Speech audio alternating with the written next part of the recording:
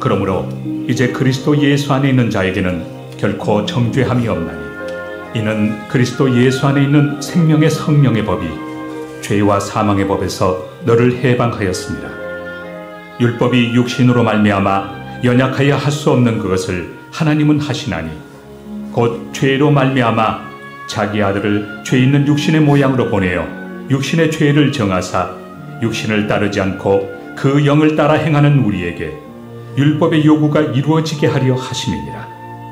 육신을 따르는 자는 육신의 일을, 영을 따르는 자는 영의 일을 생각하나니 육신의 생각은 사망이요 영의 생각은 생명과 평안이니라. 육신의 생각은 하나님과 원수가 되나니 이는 하나님의 법에 굴복하지 아니할 뿐 아니라 할 수도 없습니다. 육신에 있는 자들은 하나님을 기쁘시게 할 수 없느니라. 만일 너희 속에 하나님의 영이 거하시면 너희가 육신에 있지 아니하고 영에 있나니 누구든지 그리스도의 영이 없으면 그리스도의 사람이 아니라. 또 그리스도께서 너희 안에 계시면 몸은 죄로 말미암아 죽은 것이나 영은 의로 말미암아 살아있는 것입니다. 예수를 죽은 자 가운데서 살리신 이의 영이 너희 안에 거하시면 그리스도 예수를 죽은 자 가운데서 살리시니가 너희 안에 거하시는 그의 영으로 말미암아 너희 죽을 몸도 살리시리라. 여러분들 삼겹살 좋아하십니까? 삼겹살? 삼겹살은 그 하얀 비계 부분하고 그 다음에 살도 가만히 보면요, 한쪽은 약간 연분홍색 살이고 또 하나는 빨간색이었고 이 세 개의 층이 하나로 연결되어 있죠. 그래서 삼겹살은 언제 어떻게 먹어야 맛있어요? 그 삼겹을 같이 먹을 때 맛있습니다. 그죠? 이거를 비계 따로, 분홍색 살 따로, 빨간색 살 따로 이렇게 먹는 경우는 없고 같이 먹어야 맛있죠. 그 두바이의 고든 램지라고 하는 아주 유명한 식당이 있는데 거기 헤드 셰프를 지낸 그 강레오라고 하는 유명한 셰프가 있어요. TV에도 자주 나오고 그러는데 그분에게 물어봤어요. 세계적으로 이분은 뭐 유학도 많이 했고 그랬으니까 당신이 제일 좋아하는 음식이 뭡니까? 그랬더니 그분이 대답하기를 삼겹살입니다. 삼겹살을 그냥 소금에 탁 찍어 먹으면 그게 제일 맛있습니다. 그러더라고요. 우리 인간의 존재의 구조를 비유하자면 삼겹살과 같습니다. 인간의 존재 구조가, 이 존재의 구조가 이거는 공간적인 영역은 아니 3차원적인 영역이 아니라 이 공간적인 영역을 넘어서서 성경에서 말씀할 때 인간의 존재 구조는 세 층으로 나눠져 있습니다. 그런데 그게 하나예요. 구분은 되지만 분리는 되지 않는 거예요. 그게 하나로 연결되어 있습니다. 그래서 첫 번째 층은 하늘입니다. 영의 계층이 있는 거예요. 하늘에 있고 그 하늘의 영의 계층에 하나님이 계시죠. 하나님의 나라와 하나님이 계시고 그 다음에 공중이 있습니다. 이 공중이란 영역은 이런 이 대기권을 이 땅을 얘기하는 게 아니라 공중이란 영역은 이 영적인 하늘의 영역과 땅, 이 땅의 영역 사이에 연결되는 통로와 같은 영역입니다.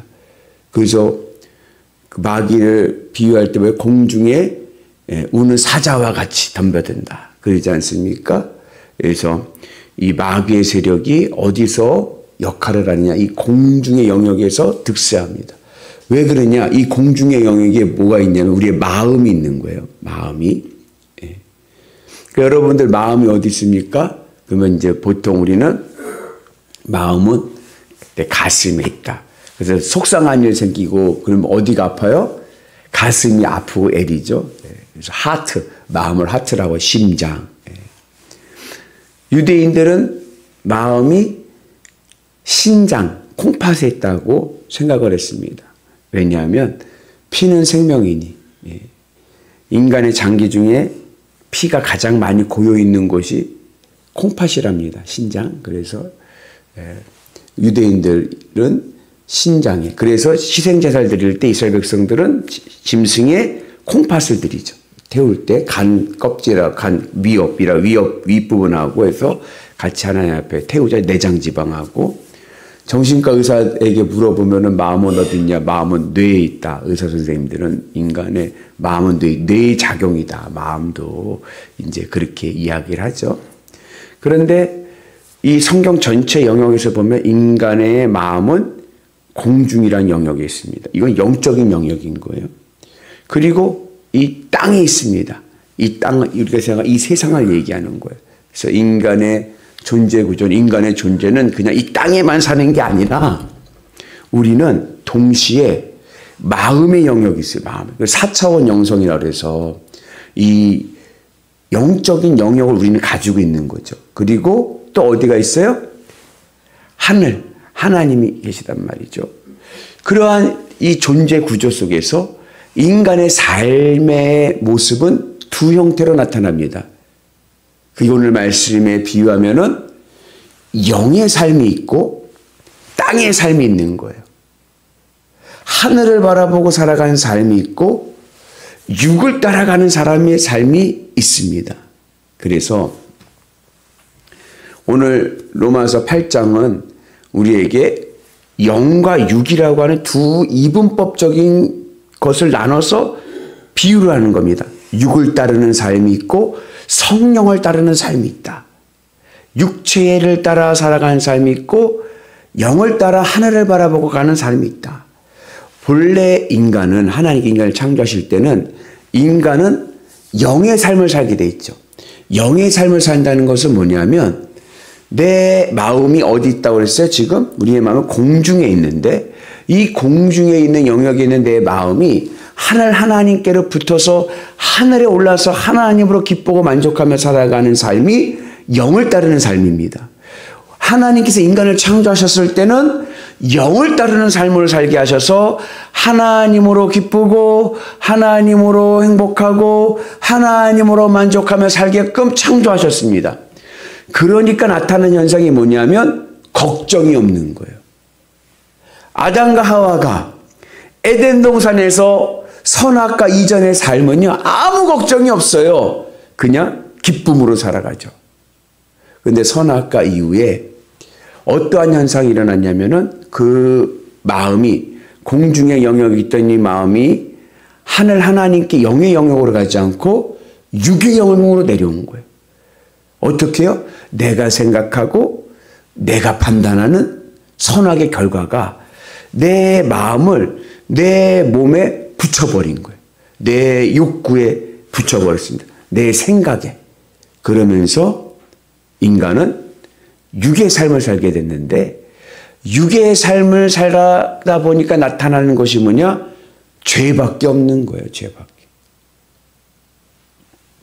그래서 오늘 우리의 삶은 육체에 속한 삶이 아니라 영에 속한 삶이 되는 은혜가 있기를 주님의 이름으로 축복합니다. 사도 바울이 우리에게 권면하는 것은 우리가 이 땅의 성공을 위해서 살아가기보다는 하나님을 바라보고 성령에 속한 삶을 살게 되면 하나님께서 우리를 지켜주시고 우리에게 복을 주신다. 그러니까 신앙의 창조 인간의 존재의 구조를 이해를 해서 인간의 존재가 올바로 서게 되면 나머지는 하나님께서 복되게 하실 줄로 믿습니다. 그래서 세상 사람들은 이미 너무 지금 심각해요. 다 육을 따라가는 삶이에요. 이 땅에서 성공하고 이 땅에서 뭔가를 다 이루려고 해. 그러나 인간의 존재는 그럴수록 뭐만 남는다? 죄밖에 남지 않는 거예요. 우리가 살아갈 때 복된 삶을 살기 위해서는 마음을 하나님께 올리는 영의 삶, 성령을 따르는 삶을 살아가는 은혜가 있기를 주님의 이름으로 축복합니다. 그러면 어떻게 해야 육에 붙어서 육적인 이 세상 것을 좋아하는 내 마음이 어떻게 하늘 영을 따르는 삶을 살아갈 수 있는가? 그 비결이 바로 주님의 십자가의 연합함입니다. 그래서 나 같은 것도 구원하신 예수 그리스도. 아멘이십니까? 네. 그래서 세상을 사랑하던 내 마음을 예수님의 십자가 앞에 나도 죽이고 내 머리 위에는 주님의 가시면류관이 있어서 이제는 내가 생각하고 내가 판단하는 게 아닌 거예요. 내가 생각하고 내가 판단하기 시작하면 뭘 따르는 삶을 산다? 육을 따르는 삶을 살게 되는 거예요.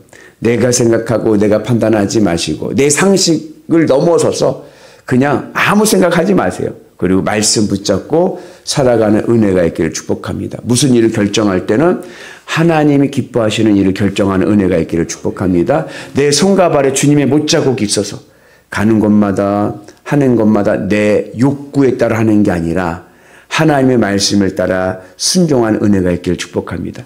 내 옆구리에 주님의 창자국이 있어서 내 안에 있는 모든 욕구들, 세상적인 욕구들을 다 쏟아내고 그 안을 성령으로 채워서 주님으로 기쁘고 만족한 은혜가 있기를 축복합니다. 그래서 내 마음이 성령의 은혜로 채워져서 주님으로 기쁘고 만족한 삶을 살게 되면 하나님께서 내 삶을 지켜주시고 복되게 하시고 영원히 잘됨과 같이 범사가 잘되는 은혜가 있을 줄로 믿습니다. 그러면 어떻게 살아가야 되느냐? 여러분, 영의 삶을 산다고 해서 금욕적인 삶을 사는 게 아니에요. 그러니까는 어떤 분들은 그렇게 생각하는 분들도 있어요. 예수님을 믿으면 그냥 검소하게 살아야지. 그렇게 생각하는 분이 있어요.